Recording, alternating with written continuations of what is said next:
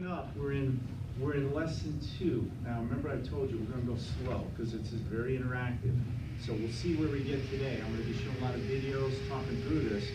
Where we ended last time was we were talking about this whole idea of how do you tell what's true or not, right? We talked about the correspondence test, the coherence test, how you would apply kind of tests for when people say things. We've been watching a perfect opportunity to do that with Kavanaugh hearings, right? I mean, if anybody watches that at all, you're trying to figure out what's true, what's false, right? And how you do that. So today I'm going to show you how people, the first thing we're going to look at, how are people persuaded for what's true, what they believe, or what's false? What would you think would be how people are persuaded to believe something? Evidence, proof, science. All right, so he says evidence, hard facts. Is that how it worked with me marrying my wife? All right, I gotta wait for the data to come in. Okay, let me see, the data, yep, it's here. Let me see, can somebody give a blood alcohol test? You know, it's late at night and I saw her coming out of this area and I don't know if she's been drinking or, I'd like to look at her scholastic records. How did she do in high school? I wanna see how good she is. What about a criminal record? Hey, honey, could I please have your social security number? Before we get serious, I just wanna do a background check. All right, so is evidence the only way people are persuaded to do something? See it. Huh? Emotions. Okay, so let's take a look. John, this guy's awesome. John Dixon is a PhD in history from Macquarie University, and he's the founder of the Center for Public Christianity. He is awesome. You can watch his YouTubes. And he talks about, and I think it's very, very, very true. I'm involved in this a lot with non-believers. You'll hear from non-believers all the time, well, the reason I'm not a Christian is because there's no evidence. And if there's one thing Christianity has, it's evidence. So there's got to be something else going on. So John Dixon went in and did a study that I really like on Aristotle's paper he wrote on rhetoric, where he talked about how are people persuaded to believe something. Okay? Let's see if I can get this to work. Aha. So, when we talk about rhetoric, you hear that a lot, what people say. Rhetoric is actually an art form, and it's the ability to argue or debate to persuade people. So politicians are really usually good at this, right? When you watch people, they're not, ever notice when people are talking and they're defending a position, a lot of times they don't use facts. They're giving you something else to try to get you to persuade you, right? So what Aristotle said is that a person's worldview, how they think, is really shaped by more than just logical thinking. Let's take a look. There are 3 forms of persuasion that he had, that he wrote about back in 300 BC that I think directly relate today, and you're going to see it when we go into the Bible. You're going to see it used. The first one is just what Jay said, logos, evidence-based, right? We talked about the correspondence test, we talked about the coherence test. There is definitely a way to go in and use logic to figure out something's right or wrong. The other one, though, is ethos. All right, look at this picture now. This is back in the 1950s and 1960s. Is it true that smoking cigarettes is good for you? You got Dr. Camel put out on this ad that more doctors smoke Camels than any other cigarette. So what they were doing is they're appealing to the expert opinion. They know, like in testimony in court cases, or you'll see it on TV where someone pulls in an expert. Right now, you think I'm more of an expert than you are in apologetics, so you're listening to me. All right, so there's a little ethos going on here, right? Somebody shows up on TV to debate a topic who has a PhD in something. And right away, what do people think? Probably know what they're talking about. But they do it intentionally as a way to try to persuade you. You follow me? The last one, all right, this says meet Otto, right? They show this picture. Now, what's your first reaction when you see that? Huh? Sad, Yeah, emotion. emotional. They're trying to draw you in, right? There are ads out there that ask for your money to save the life of the dog, right? You don't see a lot of ads out there for the unborn child being killed and asking for your money to protect or defend a human being, right? So there's a emotional pull they use right now.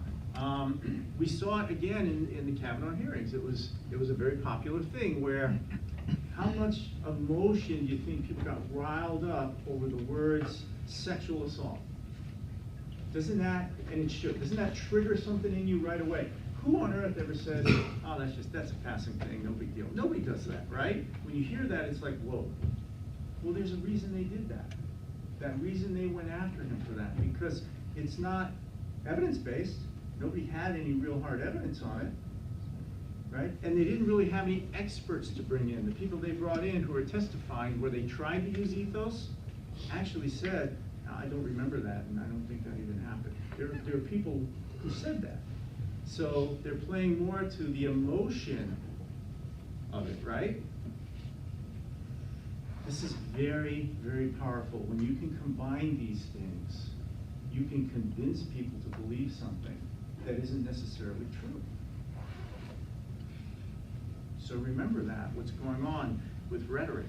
It's not a lot of times based on evidence. So when we talk about logos, it's where we get the word logic. You know the Bible's full of that. The example I gave here is in Luke. Remember we talked about it last week or the week before, where Luke actually says in the beginning of Acts, when he's talking to Theophilus, he said, by many unmistakable proofs, right? So Luke is saying, okay, get ready. I'm a historian. I'm about to share with you why Jesus Christ is the Christ because of, and he starts pointing out evidence. Does that make sense? That's why this ministry, we talk about faith being the substance of things hoped for, the evidence, right? We talked about, again, if you go to your books and study that lesson, the Greek word there talks about actually things you can have a firm foundation on that tie to reality. Now, ethos. Someone's personal credibility or charisma. A speaker's character, their charisma, or depth of knowledge can persuade other people to believe something. Right? Tony Robbins, anybody hear him? Right? I mean, is that guy ever relaxed? Do you ever wonder sometimes when he's home at night if he just like calms down and relaxes? He is always full of energy. He's always positive. A lot of people go to him for advice, right? And part of it is because of, and I think it's pretty cool, he's always in a positive aspect that he's bringing to anything. Doesn't matter whether or not it's true.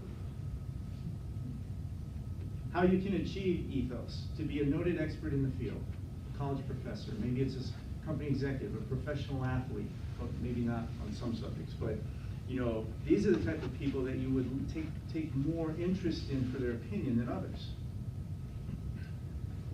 Or if somebody was thinking of getting married and they wanted to learn more about what marriage is like, where do you think they'd learn the most from? If they got the latest self-help book on marriage, or a couple they trusted who've been married 50 years? Where do you think they would be able to learn more about what marriage is really like? Married couple. You'd probably talk to the married couple. Why? It's called ethos, right? You would go to someone you think has credibility. Even though you got a book here written by some expert, you'd rather hear from someone. Doesn't that make sense? You do it all the time. One who uses logos to show they know their subject matter. It's always nice when you have someone, when you have questions, that can give you good answers that make sense, or point you in a direction where you can go learn more about it, rather than someone who just talks. You always got to have your radar up. In this culture in America today, less and less is based on real hard knowledge or real data or evidence. More and more is based on people's opinion. So ethos. Look at what they said about Christ. All right, at the closing of the Sermon on the Mount, they said, when he had ended these sayings, they were astonished. Now, why were they so astonished? They had never heard anything like what he was saying. And it said it was as if he had authority. There's never been anybody like him. But he was able to show them and teach with authority. And it says, not as the scribes. That is an indictment. That means, he was actually able to give clear, definitive knowledge on who God is and what God wants better than church leaders. You follow me? All right, so let's watch this little video.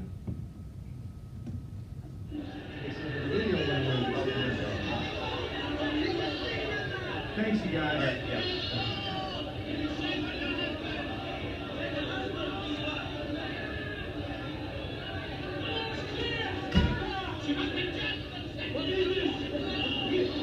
She's a sinner and adulteress. She's going to be punished according to the law. Take another master.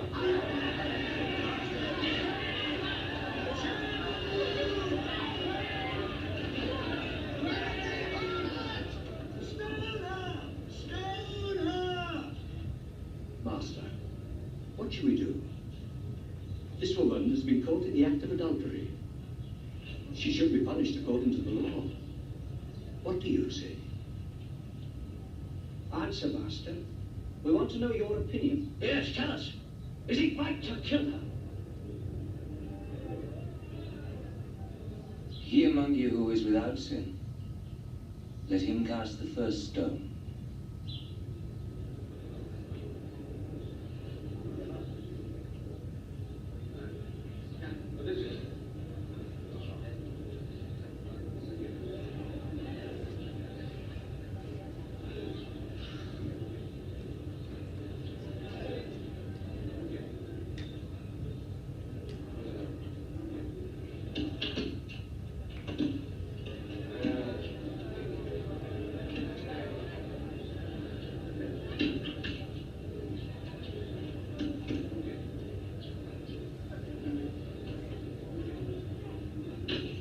Come on.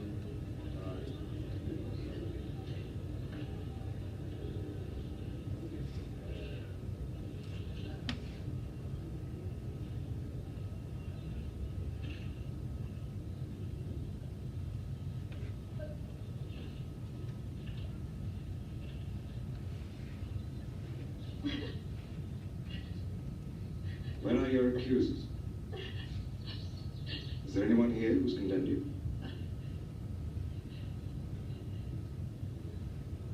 No. No. Then neither do I condemn you.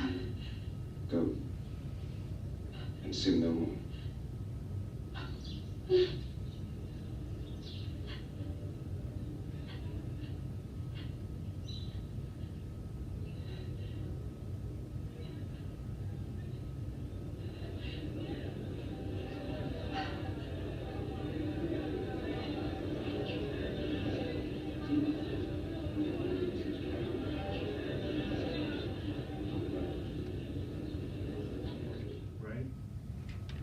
What did I just say?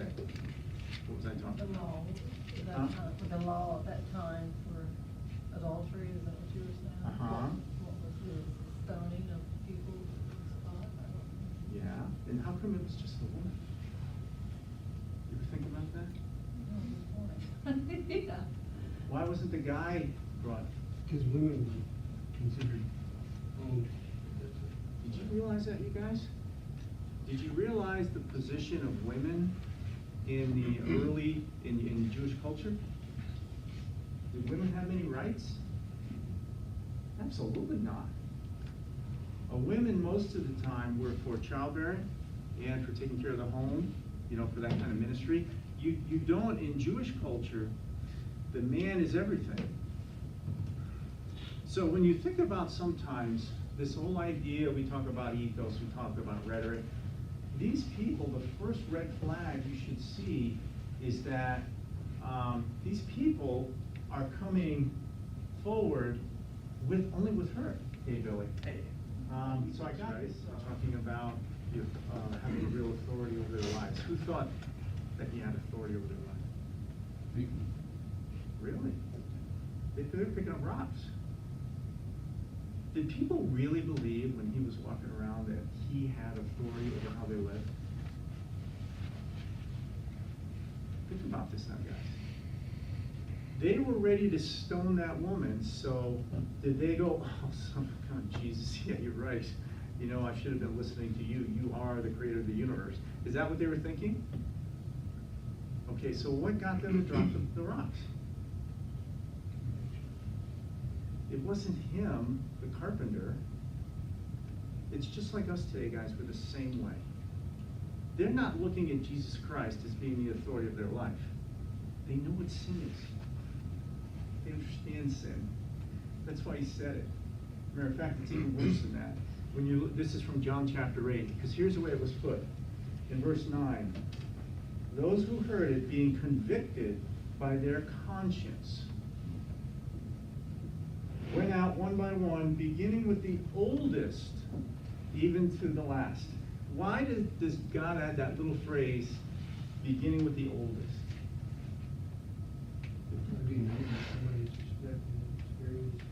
Okay. There's no word that God puts in here that doesn't have real significance. You know, I use this phrase with teenagers. They've heard this a million times before. Young people want justice. Old people want mercy. Yeah. What does that mean? What do you think I mean by that? Life experience. I have regrets, don't I? We all, as you get older, what happens? They pile up. What is it with young people? They haven't screwed up yet, right? Right? They want their way. A lot of them do. Or, you know, they don't understand yet. You want to share and help them. But in today's culture, it's getting harder because, you know, more and more younger people think they know what they're doing. And yet, God puts that in there for a reason. They didn't drop those rocks because they said, oh, it's Jesus speaking. Everybody, let's hear what he has to say. No, it's because of the power of what he said. Does this make sense?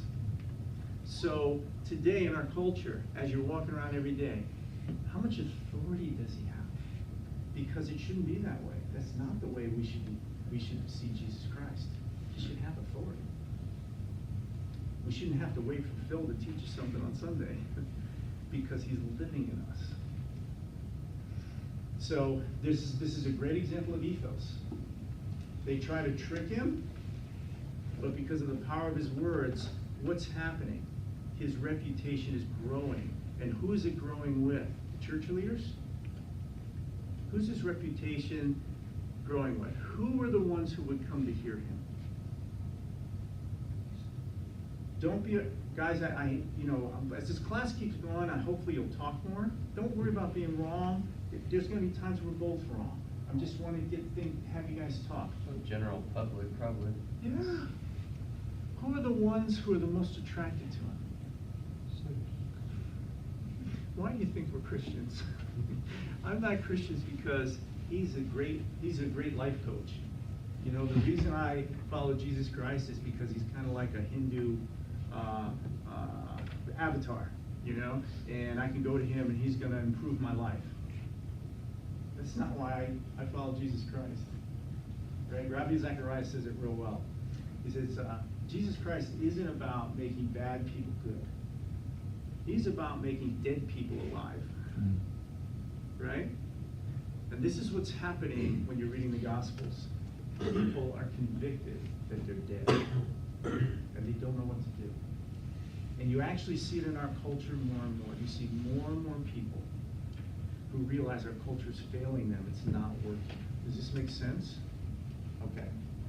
So, now, let's see where I'm supposed to be. So that looks pretty good over there. So if I come in here and click the screen, it worked. All right. Pathos. The next one, we talked about logos, we talked about ethos, authority. Now we're looking at pathos. That's where a speaker is speaking and appealing emotionally to your hopes and your dreams, right? It's where we get the word pathetic. Can you think of any examples in the Bible that you use today that are based on an emotional response, a verse that you use that encourages or inspires you? Well, give me an example. 2 Timothy chapter 2, verse 3. What's it say?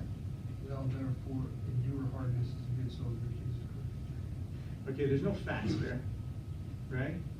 That's it. That's an encouragement and admonition, right? Philippians 4:13. I can do. Right. Now, what does the general public think of that verse? Well, yeah, there's a lot of data around that. You're right. I can look that up and see that that's true. People think that's silly. But do you use it? Is that a verse you go to at times? How about Jeremiah? I know the plans I have for you. Anybody know that verse? Huh? Jeremiah 29. Yes.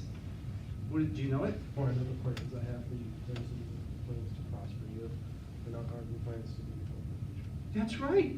So Ryan, why do you memorize that? Is it logos? No, What is it?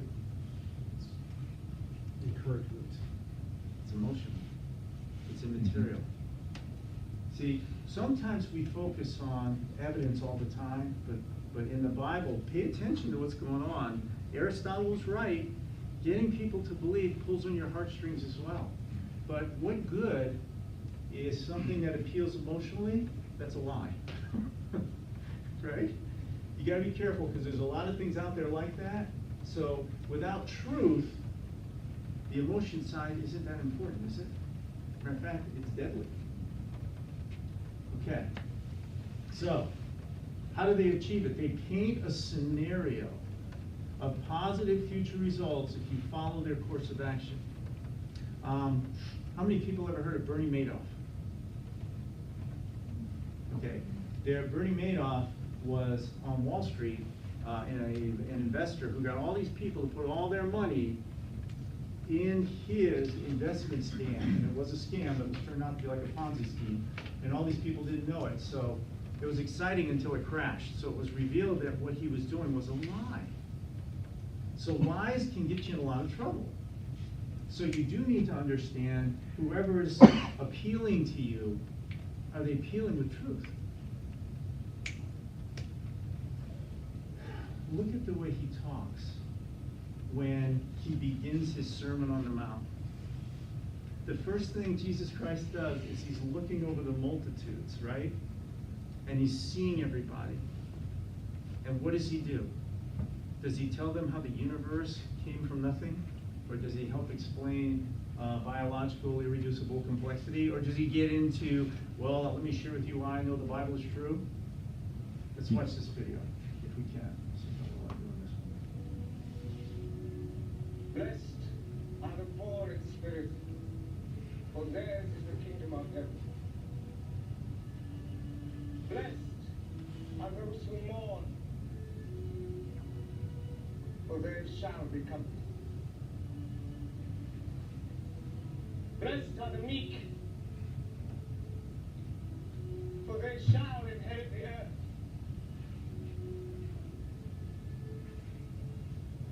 Blessed are those who hunger and thirst for what is right, for they shall be filled.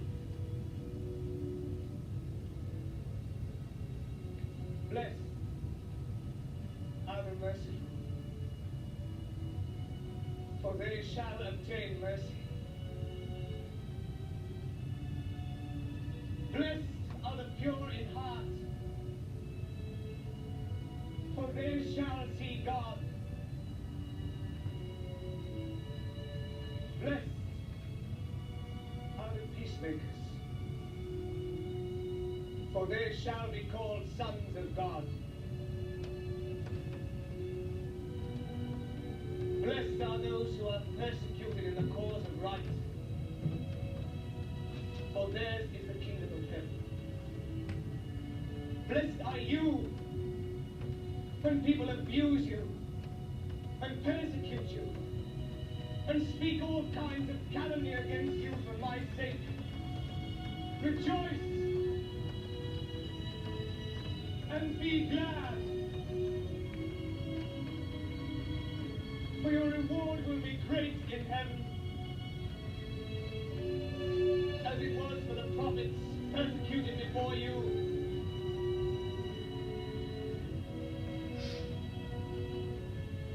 In your prayers, remember your Father knows what your needs are before you ask Him. This is how you should pray. Our Father, who art in heaven, hallowed be thy name.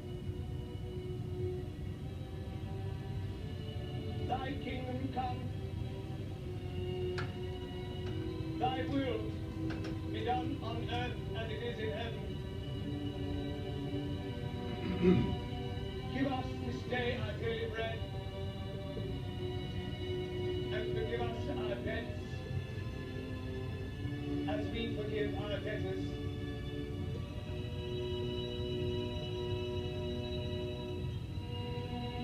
And lead us not into temptation,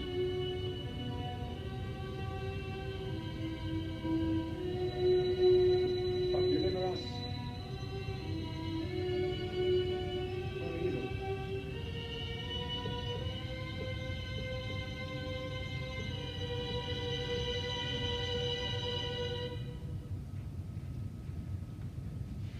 I think most of us would agree that this evidence we have in our hearts for who we are is very powerful, right?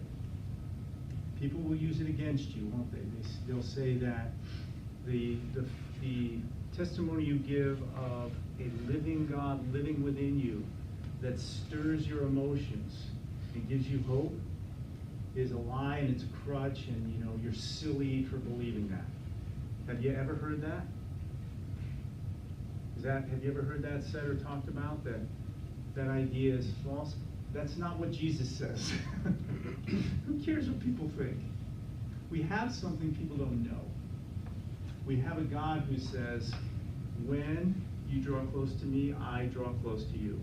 When you confess your sins, I am not over in the Middle East dealing with a major issue over here and I didn't hear you.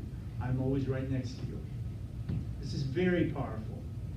This is so attractive that we have a God who can combine evidence with a personal, loving relationship. While you're driving your truck, I don't know how he does it, but he can be with you while he's with me over in the park. You know the only thing he needs? What's the only thing he needs for you to feel his presence? Don't you know he's there? What do you think?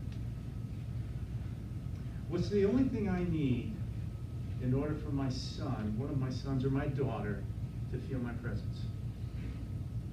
Gotta be close to them. I need them to reach out to me, right? They have to be willing to reach out to me. Otherwise, I can send them a text, I can do these things, but they just have to talk to me. They just have to reach out to me. God's saying that all the time. He goes, I'm right here. It's like I'm right in your face. I just need you to reach out to me. I love this about our God, that he never leaves us. He's always there no matter what we go through. See, that people don't get as excited over this as I am. I mean, this is so exciting to me to think that when you combine evidence with the reality of the things that happen in your life, that God is actually in control, he's behind them. How powerful that is. The story Phil gave, having dinner in New Orleans with someone who 56 hours later was dead. Right? You think God should have went in and said, hey, Terry, wake up here. You're going to be dead in 2 days. You need to do this or that. He didn't know he was going to die. Right? But when he talked about being at peace, and he talked about knowing Jesus Christ, what was more important? He should get some kind of Amber Alert on his phone that says, you have 56 hours left. You better do everything you can because time's running out. What would you rather have? An Amber Alert when time's drawing near? Or a daily walk where you feel at peace Because you know him. Rhetorical question, right? Mm. What, how, somebody speak up. What would you say? What would you rather have? Living in peace. Why? Because you have nothing to worry about. Why not? You're gonna be with him. Ah. Okay, so if you're gonna be with him, what's so great about that? Well, go back to what you said earlier, no regrets. I mean, Yeah. if you're walking, when you get there, you don't have to worry about going back and saying, oh no, I forgot to do this, I forgot to do that. Right, No regrets. right. So something to think about with no regrets. Regret over how you what? What would you have a regret for? How you didn't live? Yeah, this life, right? This life. This life has no set time. He may have given the average of 78.7 years for a person, but there's a lot of variation, right? But this life is 78.7. Now, the way he describes eternity is not like that. It doesn't describe eternity in the Bible as having any finite time to it.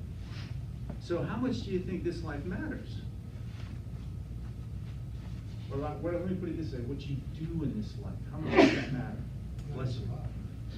He says it matters a lot. Well, what do you mean by that, though? I mean- Ooh, I'm tricking you. So, I'll help you. Are we called human doings or human beings? All right, there's my trick. I'm helping you now. So what does he care about? I don't measure my son on how good he is in performing. I don't sit there and every day when he comes home have a checklist and say, you know, you have these 10 things, and I would have been really pleased. You got 6 of them, but there's 4 of them you didn't get done, so you know, I'm not real happy with you today. I don't do that. But your actions in life do matter, in the sense that if I don't push on what I believe in truth and I just sit and I'm the Christian in the corner, then what good is that to God or anyone around me? That is no different than me making someone stumble. So yes, your life does matter. So, when he says his output, or what he behaves like, what he does, you just gave the answer. It comes from where? Within your heart, you. Who you are. I know a lot of people who do things that look pretty good, and you find out later that's not who they are. We have King David. Do we think he's in heaven? Absolutely. Really? He's on a rooftop watching a woman sunning herself naked, go ahead and connives to find a way to murder her husband after he has sex with her and is going to have a child. So if we go based on what we do, should David be in heaven? No, no. It's amazing how God works. It's hard for me to understand. Every other religious worldview, every worldview, is going to measure you based on what you do, except Christianity. It's the only one. So when you're doing things, to your point, when you're doing things and they glorify God, is it you doing them? You're a tool, you're a vessel for. Okay. How does that happen? How does that work? Well, it's because of the Spirit that's within you. Yeah, but that's a Christian answer. How does that, in the military, to get people to behave a certain way, what do they usually do? They break you. They break you.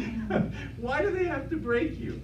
To mold you the way they want. This is unbelievable. Christianity says that the only way to be magnified is to be broken. There is no other way in a Christian worldview. In Philippians chapter 2, it says that Jesus Christ humbled himself and became obedient to the point of death, even the death of the cross. Therefore, next verse, God has highly exalted him. The only way to exaltation is humiliation in a Christian worldview. And we see it modeled in the military, but most people don't want that. That's not how people want to live. You know why people have to be humbled or broken? What is it? It's pride. It's because of who they are on the inside, not because of what they do. It's because of who they are. They need to be molded on the inside. So why did Christ have to be broken? Why was it necessary for him to be broken? He's God in the flesh. Yeah, it's the only perfect one. Yeah, so why would he have to be broken? He is a man. Now that's horrible though when you think about it. So I'm talking to you like a non-believer.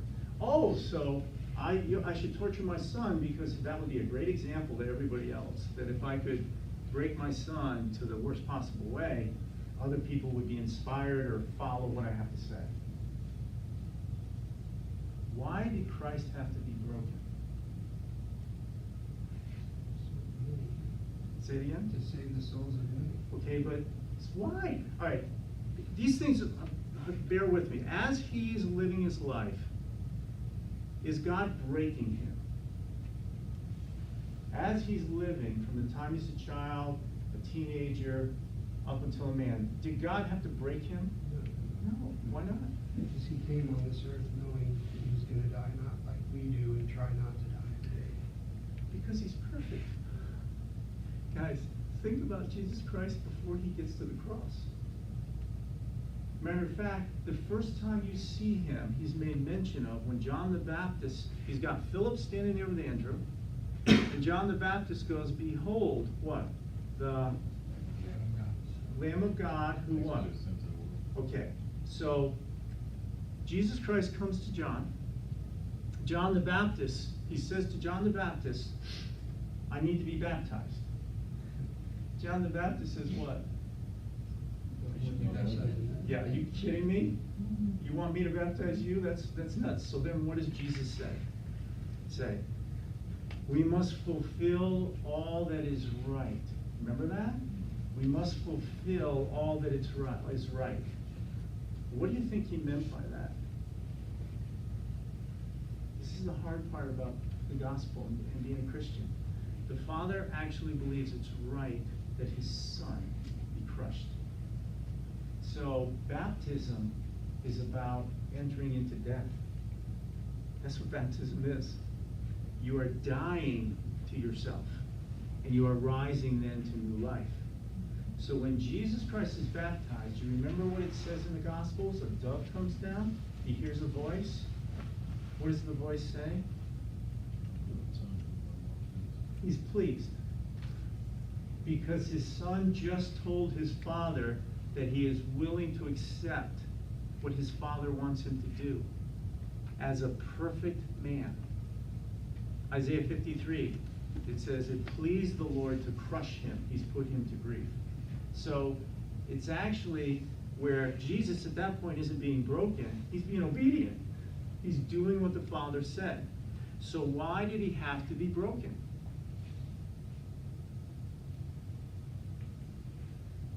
What was going on with Jesus Christ on the cross that the Father would have to break him? The only way, I mean, how are you asking this question? I want you to think about in terms of the Father and who he is.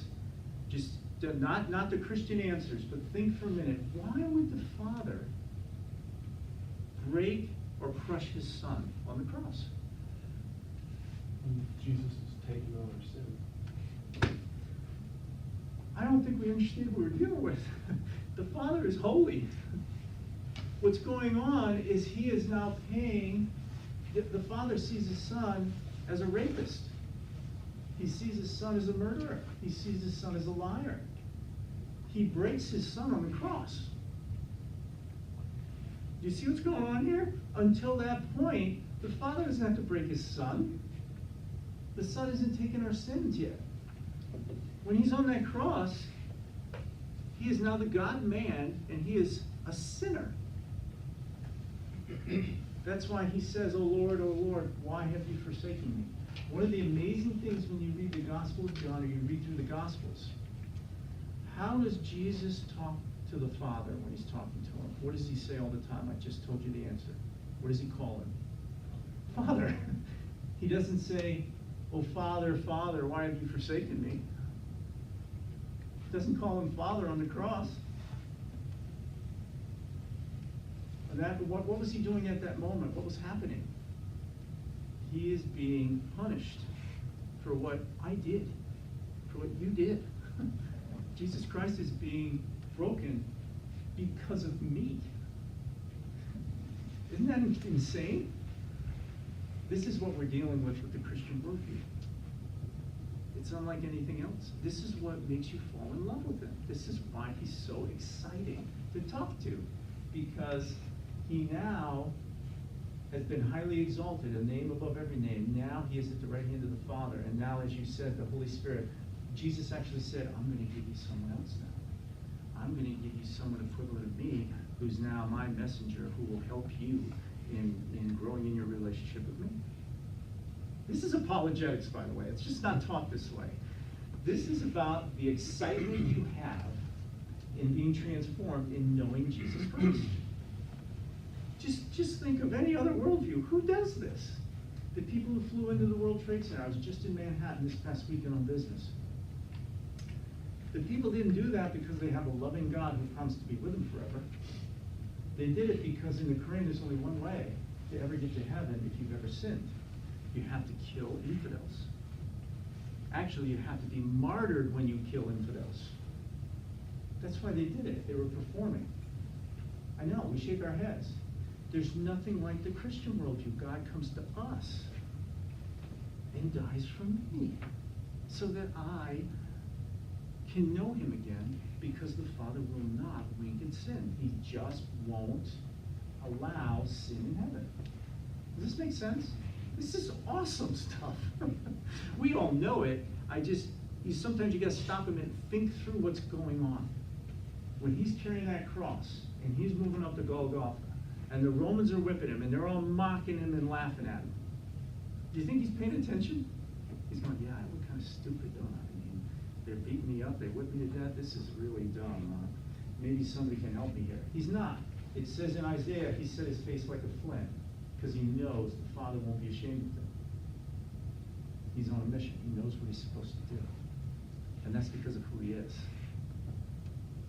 So when we started this lesson, we were talking about how well we know him, how well life is short. I just keep emphasizing there's nothing like every day spending time with him. Just even while you're watching the game today, who cares? Just always saying, Lord, this is awesome. You know, I'm having a good time today. Thank you, for such a great opportunity to be with my family. Or, Lord, I'm suffering today. This is happening. Thank you that I know I can talk to you about it. This is bizarre to non-believers. This is absolutely true with the Christian worldview. Okay, so when we think about, we just talked about now rhetoric. So just have your radar up, have your antenna up when you listen to people. When an atheist or a non-believer says, I don't believe because there's not enough evidence, they're not being honest. Absolutely not being honest. Because they're going to gravitate, just like we do, to where emotionally we feel connected. That's why in service we have the music, we have all that stuff. They're appealing to our emotions. And because there's something we're revolting against with the message of Christianity, and there's someone else who's come along that we're tying ourselves to. But it doesn't make it true. We have to understand where truth is. So when we think about major worldviews, in the book, there's a much deeper understanding of these that I write out for you guys, so you can study them if you want. The 5 big religious worldviews. Deism. Deism is basically saying that God came in, some God came in, created the universe. You can see the universe is intricate, so there's got to be something there. But he is not involved. He's backed down.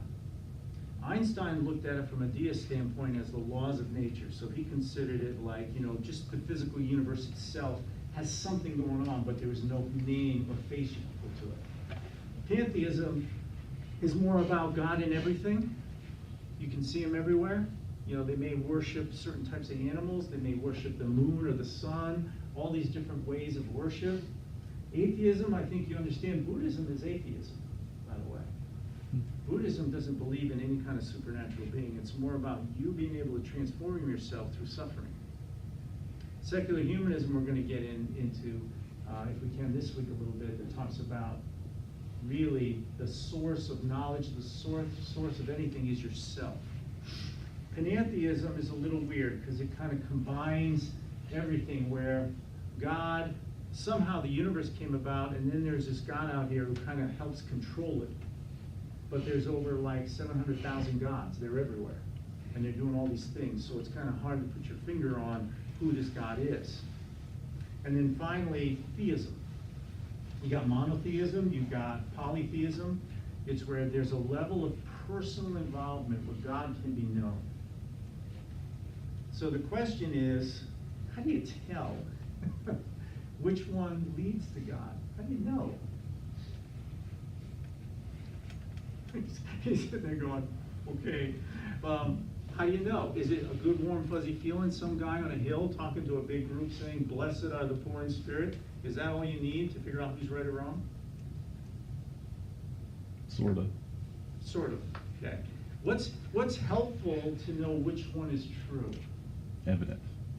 Something that you can tangibly check to see, right?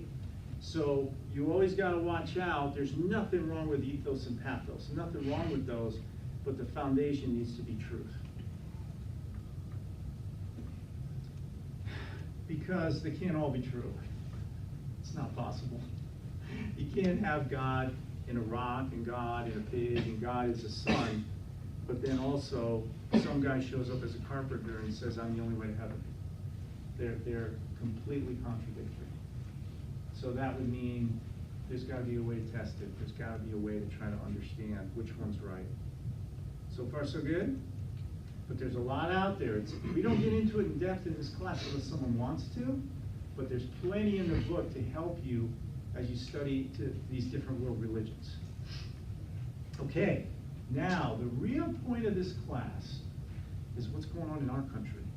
How are you effective in sharing the gospel of Jesus Christ in America? So there's three cultural worldviews going on right now. There's a battle going on. One is the modernist, one is the postmodernist, and one is the Christian worldview. So let me just explain them. Don't worry about the words too much, but this will be helpful. The modernist would say that you can know truth, but only based on what you can see. It would be empiricism, right? What I can test for. So it really took off at the scientific revolution and with the Enlightenment period when we started discovering more and more scientific basis for how things operate. Now, one of the things that really drove people away from the church back then is the church didn't like it. What was it during Jesus' time when he showed up that most of the people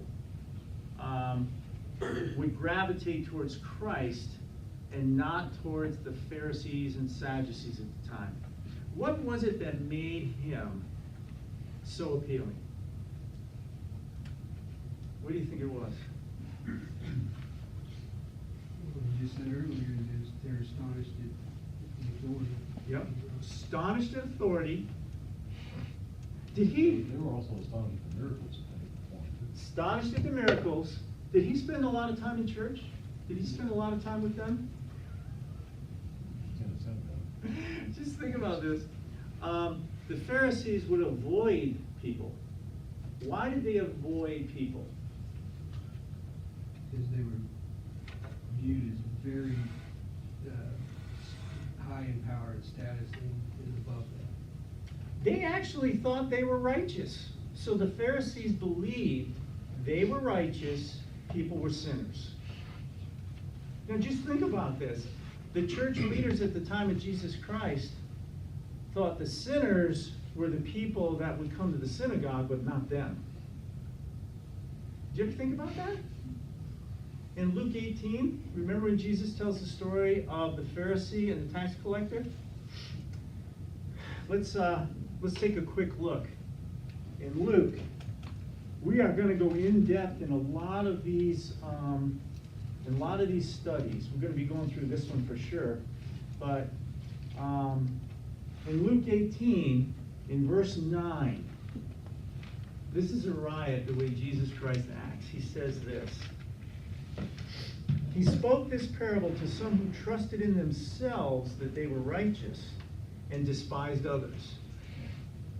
So he's about to tell a parable to people who are sure that they're righteous.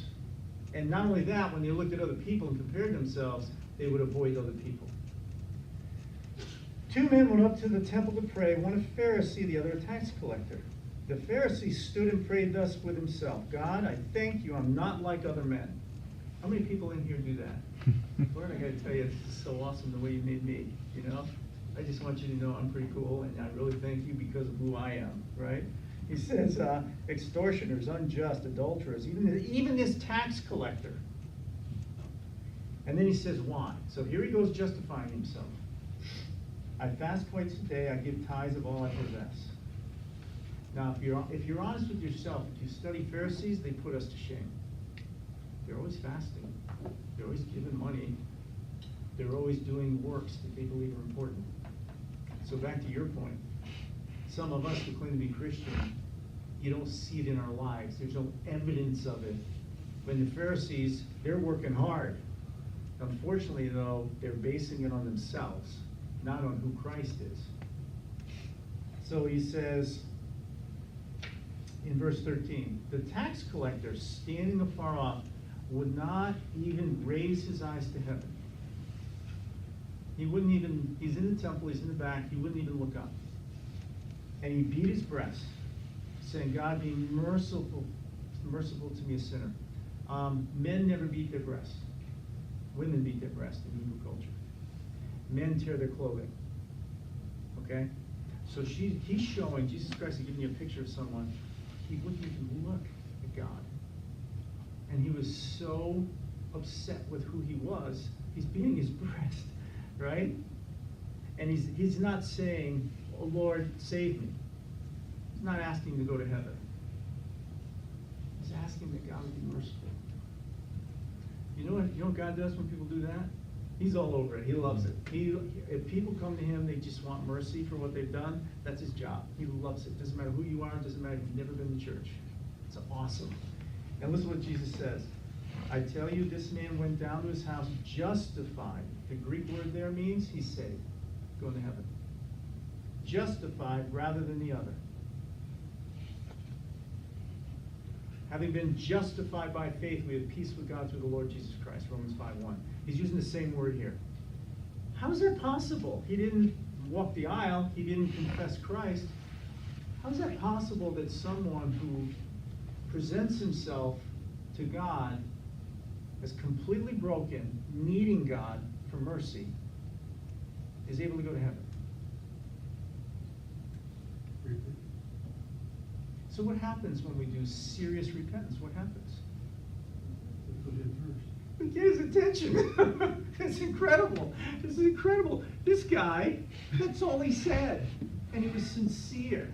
And God the Father goes, whoa, and he's on it. And Jesus Christ said, that's the kind of people I want. People who recognize they need me. So when we talk about the modernists here, these are people who actually have developed a system that says we understand what we need to do. We don't trust the church anymore because the state church back then, the state church was actually against people who were coming up with reasons and understanding. Just like the Pharisees and Sadducees were against Jesus Christ when he came in and said, no, they're wrong. They're whitewashed sepulchres. They're hypocrites, what they're saying. It's not about them being perfect and right, not at all. It's about you coming to me and I can take care of your sin for you. So this big revolution happened and church hated it. There are a lot of martyrs that came out of this period of time because people are distrusting the church now because the church is all about, just like in Jerusalem, control. Control people. One of the most amazing things about Jesus Christ, you realize he doesn't really preach a lot about rules. He tells you about rules. If you look at a woman with adultery in your heart, you've committed it just by looking at her, not doing it. But he never says, these are the rules now to make sure that you end up in heaven. Matter of fact, we have the 10 Commandments in Exodus chapter 20. You go through the Pentateuch, the first 5 verses, you'll find 613 rules that are generated. All tons of rules. Jesus narrows it down in the Gospels to 2. Do you remember what they are? That's it. That's it. That's it. He doesn't go, yeah, let's review again whether or not you should eat shellfish, or let's talk about hoofed animals or anything. When in Luke 15, when lawyer asked, how do I get to heaven? He says, just two things. He's awesome. So that's modernism. Now, postmodernism is what happens is, right around World War II, this is around the time where we've invented much more deadly forms of technology, right? We really believe science could be the answer. You have the Enlightenment, you have the Renaissance period, where all these great discoveries are being made. And then we realize there's a bomb that when you drop it, you have hundreds of thousands of people wiped out. They're vaporized. You have tanks, you have planes, you have all these forms of warfare that are, the carnage is incredible. And people are realizing technology isn't necessarily a good thing. Today, we have amazing technology on a cell phone. What does that cell phone also allow? Pornography. Things can get in your house now that could never get in your house before. So technology, a lot of times, isn't such a good thing. And people now are revolting because they're realizing they thought science was the answer and they're discovering it's not. You're seeing it today in our culture. You're seeing people are unsure. And with postmodernism, it's about, you know what? If truth does exist, I can't know it. How do we know you're right and I'm wrong? And then you have the Christian worldview. Now this is all happening right here in our country right now. The Christian worldview says that truth can be known. And truth is known based on the reality of God and who God is. I don't know, did anybody watch any of the Kavanaugh hearings? Did you see any parts of it now and again? There was a scene, it was the last day of the testimony he was having, where Senator John Kennedy from Louisiana started with a simple question. Well, Tony, what did he ask him? Do you remember? Do you believe in God? He looks at Judge Kavanaugh and says, do you believe in God? And Judge Kavanaugh goes, yes, I do. And he says, and then he goes through, did you do this? Did you do that? And he goes through it, and then he says, okay, in front of God Almighty and the people in America, do you swear you didn't do these things? Kavanaugh goes, I swear. He was good enough for me. Because in a Christian worldview, what Kennedy was doing was saying, listen, if you believe God is real, he's the ultimate judge. He knows. So I want to hear what you have to say about that. This is the Christian worldview now that's being taken away from us, is the fact that I base the way I live my life on the standards that he gives me, not on the standards of the culture. In postmodernism, modernism, that's not true. And it's known as secular humanism. So we're gonna take a look at this for a minute. We're gonna take a look at some of those. So we talked about the 5 major religious worldviews. We talked about the cultural worldviews in America. It's important to understand these because, and next week we'll go a little more into those. But in order for you to be effective in sharing the gospel, you have to understand where a person's coming from. When someone questions you about what you think, it's very possible because they just don't trust anybody anymore. Something's happened in their life, right? And so telling them that they have to accept Christ won't mean a lot to them. But you taking the time to talk to them and show them will mean a lot. And because it's such a strong influence in our culture today. So when we think about how people think in these different types of cultural worldviews, how they reach conclusions. For a modernist, it would be subjective. They would say, my truth is right. This is the way it is. Or they'd be a realist. And they'd say, you see what just happened? That'll never happen to me. That's truth. You know, my best friend got fired yesterday because he was 10 minutes late. So now, in their mind, what's true is the fact that when you get to work late, you're going to get fired. You know, they will see things based on what they experience. Or rationalism. You see this all the time. People argue over things that don't matter much. I still get it in the church. People pull me aside and say, Ed, I'm having this in-depth conversation about Christianity and naturalism. I go, really? What's the focus? Age of the earth. Really? Yeah. I mean, you know, they're trying to tell me, you know, I'm so stupid to be a Christian because I really believe in a 6-day creation. And I said, well, so what'd you tell them? I don't know, what should I say? I said, well, the Bible doesn't tell you the age of the earth. I mean, when you read it, God doesn't come out like with the resurrection or with the deity of Christ. He doesn't give it straight to you, so I don't worry about it too much. To me, it looks like the earth's pretty young to me based on Scripture. I mean, he seems to say that. There's evidence out there that says it's older. When I go to Scripture, he doesn't tell me. So what's the big deal? So you gotta be careful you don't get trapped in some of these things, because that's what people will do. Because they're rash, they think they're being rational. When in fact, God never tells you the age of the earth. Postmodernism, you see these all the time, right? The skeptic, the agnostic, the relativist. In marriage, perspectivism, you better be a perspectivist in your marriage. You better not say, you know, no, honey, you don't understand. This is what's right. You need to do what I tell you. Pragmaticism. Are we pragmatic in the way we live? I think so. A lot of times. Unfortunately, a lot of times we're happier when things are working for us, aren't we?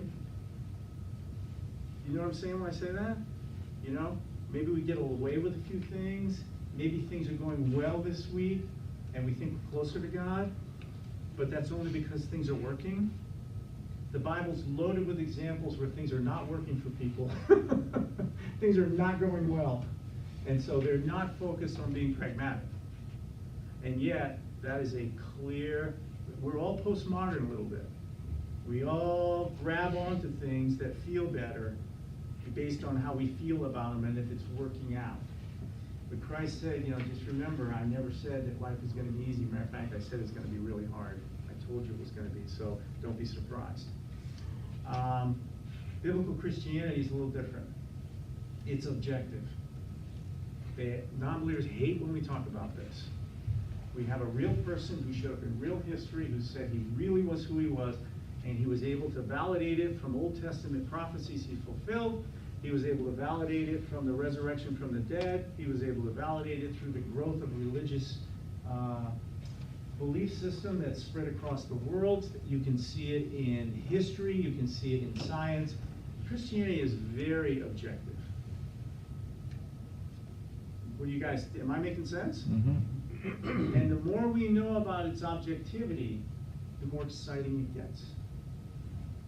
So, we've got, I always take you a little later and you seem to let me, because I always have so much I'm saying. Is it okay if I go to 12:30? Just a few more minutes? Okay. You guys, I'm sorry I do this to you guys. Trying to understand a postmodern person, you know, because nobody walks around saying, hi, I'm Ed, I'm a postmodernist. We don't do that, right? What do people, most people in our culture, how do they identify themselves out there? What do you, or maybe it's just the media doing it, but how do people tend to label themselves? Based on what? Culture? Got something really weird going on right now. There's sexual preference. Yeah, their beliefs, trust truth. Just think about this. I mean, when's the last time I ever said to someone, hey, my name's Ed, I'm a white heterosexual male? Nobody talks that way, right? And yet you see it all the time where I'm gay and I'm proud of it. I said, well, I hope that's not who you are. I hope you're funny. I hope you like baseball. I hope you like to hang out and watch movies. I mean, I hope there's more to you than your sex, right? This is postmodernism, guys. This is what's happening in our culture. We don't know who we are. We stand up for things that we really don't want to be remembered for. We don't want, after we're dead, somebody to say, I remember Ed. He was a heterosexual. I really hope there was more to me than that. So it is silly, isn't it? So what happens with postmodernism, it's really a reaction that's going on to what people assumed was certain with science. Because science is proving not to be very good at explaining reality. Mm. What is the major issue science is getting hit in the face with for the last 100 years that we can't explain? The creation of the earth. Genesis 1:1. We now know with data, the earth came into being from nothing. It's a scientific fact. Which most atheists now confirm is true. So this is a big problem for science. because they spent all their time in a system of a stable, continuous universe. And they can't explain it. You can't have things popping into existence. Now, there's another thing that can't be explained: the origin of life. I have no clue where life came from. You'll see all these articles, things out there talking about it, but when you read them, there's nothing there. Science is having a really hard time. And this ministry is based on 4 questions I talk to you guys about all the time. Who am I? Where did I come from? Why am I here? Science, and then is what I believe true. Science cannot answer those questions. You will not be able to go to a physics class and figure out, where did I come from? But those are the questions people want answers for, and this is why postmodernism is so strong. They're skeptical of any explanations that claim to be valid for everyone. They have a hard time with John 14:6. No one comes to the Father except through me, right? No. You can't do that. You can't have an exclusive claim for everyone. You have to be tolerant, let everybody have their own views. Everything's about how you interpret things. Reality is only based on how you see it, not anything exclusive. Now, we all know that can't work with gravity. Nobody walks up to the edge of the cliff and go, well, that's just your opinion, I'm sure I'll be fine. Nobody does that. Because we know from science, cause and effect relationships, we know there's a really high probability I'm going to die if I do that. But we use postmodernism with 2 things: religion and ethics.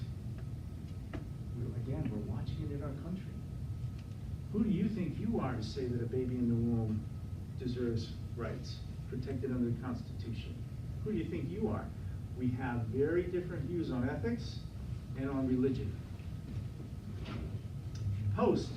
Any ultimate principles, it lacks optimism for being anything scientific you can ground yourself on. It's a characteristic. It came out after modernism due to what I explained to you in the Second World War and all that carnage, especially Auschwitz, when they saw, oh my gosh, how can anybody do things like that?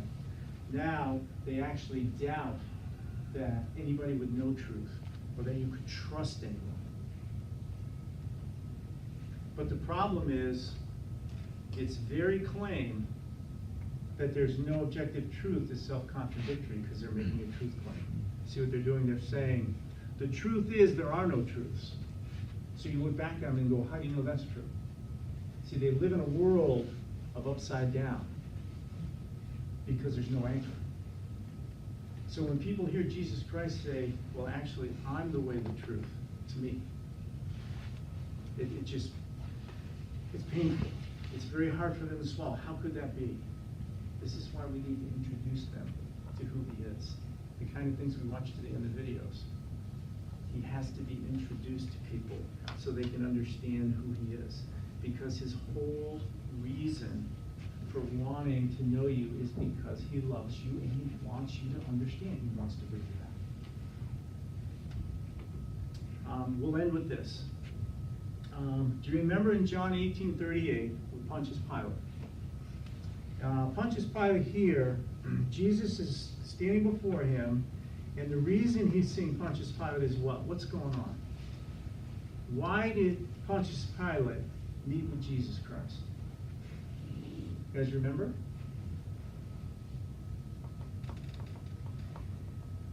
Well, what's happening is the Pharisees and Sadducees, the Jews, are getting really upset because they want to kill him.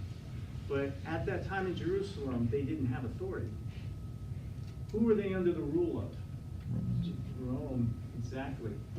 Caesar actually put Pontius Pilate there to take care of these heretic zealots, these Jews, right? And they couldn't put someone to death unless Rome approved it. So here you have them wanting to crucify Christ, and in order to do that, they have to get Pilate to have a meeting with him. So Pilate, in John 18, as he's talking to him, he asks him in verse 33, are you the king of the Jews? Are you speaking for yourself, or did others tell you that? Okay, Pontius Pilate is very, very powerful at this time. And he says, am I a Jew? Your own nation delivered you to me. So he's trying to scare Christ. He's trying to tell him, what are you talking about? I'm not a Jew. Your own people, the people you trust, the people you live with, actually gave you over into my hands. And then he asks him a question, what have you done? What have you done that your people would hate you so much that they would turn you over to the Romans? Pretty interesting, isn't it? He says, well, my kingdom really isn't of this world. Pilate says, so you're a king. He says, yep. But here's what's interesting. For this cause I was born. So now he's explaining to Pilate, he's a king. For this cause I was born, and I came into the world that I should bear witness to the truth. So we always think of Jesus Christ coming into the world to save sinners. Well, here's another reason he came into the world. To bear witness to the truth. And then Pilate asks him this question, what is truth? Why do you think Pilate would ask him that question? It's the next logical question. Watch this. This is a riot. I don't know. In Alfred Edersheim's book, The Life and Times of Jesus the Messiah, and Edward Gibbon's book, The Decline and Fall of the Roman Empire, here's what was going on in the Roman Empire. In the Roman Empire, there were 5 major things that they imploded inside. This is what was happening. Number one, they became a culture of entitlement. I don't know if that sounds familiar to you or not. They had over 200,000 people being maintained by the state. They were so wealthy, doing so well, that people had nothing to do. They were idle. Their big thing was just give them a circus. This is the whole reason for the Colosseum. All these movies you see of people being brought in to be eaten by lions. It was done not so they could be punished for their crimes, because a lot of people didn't do anything wrong. It was to entertain the masses. This was the biggest welfare state going on in all of ancient history. This is how bad it got. Number 2, atheism and self-deification. So the big things that happened then is the religious worldview was Stoicism and Epicureanism. Epicureanism is the start of evolution. We believe man came from dirt. Stoics didn't believe there was any God. It was more about a force and what you thought. And it became all about you. And you should indulge every passion, worship yourself. It's just what Phil was talking about today. This is the Roman Empire. Right then with Pontius Pilate, when he's talking to Jesus Christ. This is what's going on. Number 3, rejection of absolute truth. The philosophers believed that religion was an outcome of ignorance. The only religion was insisted on the state was to deify the emperor. Absolute right didn't exist. This is what we talked about where, and we'll get into this more, where we talk about going to the emperor and as him as God, and Christians are willing to give their lives because they wouldn't worship Caesar. End of marriage in the traditional family and the rise of abortion. In the Roman Empire now, marriage ceased. It was all about homosexuality became rampant. Children born out of wedlock that they didn't care about, they would just kill them. It didn't matter. There was no use for children anymore. Culture of hopelessness. Society couldn't reform itself. Seneca, if you read any of Seneca's writings, Cicero, if you read Tacitus, this is what Nero did when he set Rome on fire, because he was trying to get some reaction from the crowd, from the audience, from everybody, and he actually blamed it on the Christians. They felt like the Roman Empire was under a curse. This is Rome. This is the Roman Empire at the time of Jesus Christ. And here's what Edersheim said. Can a greater contrast be imagined than the proclamation of a coming kingdom of God amidst such a world that came to seek and save that which was lost? Upon the ruins of heathenism was the Church of Christ built. In the midst of this despair, this destruction, this culture of secular humanism, this postmodern world where they were the greatest empire that ever existed, and they're falling apart, comes a Nazarene, a Jewish carpenter, who says that he is the king, and that he is about to go die on a cross. And Pontius Pilate says, well, what's truth? Because truth didn't exist. This is the context of what was happening in John chapter 18 with the Romans. Is this not awesome? Guys, this is what we're facing. We're not to this point yet, but these are the things in America. Just look around in our culture. It's what's happening in our culture. Nobody learns the 10 Commandments anymore. Nobody's praying in school. We don't have a nation under God except us. We can tell people about Christ being the only way. This is apologetics. This is it. This makes sense? Next week, we're going to get into modernism, then we're going to get into Christianity. We'll finish it off there. So if you want to read and catch up, again, lessons 1.1 to 1.8, just keep studying those. You'll learn more about it. And we'll finish next week this whole thing on worldview.